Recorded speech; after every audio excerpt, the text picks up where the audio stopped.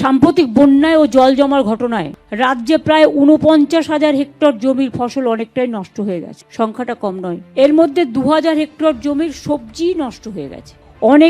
অনেক কৃষকের চাষের জমিও ভূমিধস ও অন্যান্য কারণে ক্ষতিগ্রস্ত হয়েছে।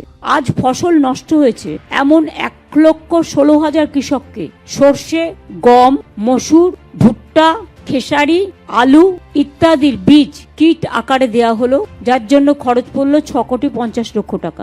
সবজি নষ্ট হয়েছে এমন প্রায় ২১,০০০ কৃষককে আজ বিভিন্ন মরশুমি সবজি যেমন কুমড়ো, ভেন্ডি, বেগুন, লঙ্কা, শস্য, টমেটো এবং গাজরের সবজি বীজ কিট দেওয়া হলো। তার খরচ হয়েছে ৩,৫০,০০,০০০ টাকা।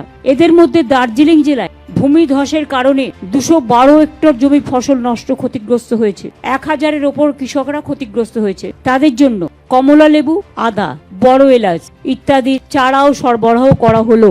পাকা ধান নষ্ট হয়ে গেছে অনেক কৃষকদের, সেটা অ্যাসেস করা হচ্ছে। ধান কাটা শেষ হয়ে গেলে বাংলা শস্য বীমার আওতায় তারা আগামী জানুয়ারি মাসের শুরুতে টাকাটা পেয়ে যাবেন। বাংলা শস্য বীমা যোজনায় সব ফসলের প্রিমিয়ামের টাকা রাজ্য সরকার দেয়। এখনো পর্যন্ত ১,১৩,০০,০০০ কৃষক ৩,৯৩৮ কোটি টাকা ক্ষতিপূরণ পেয়েছে।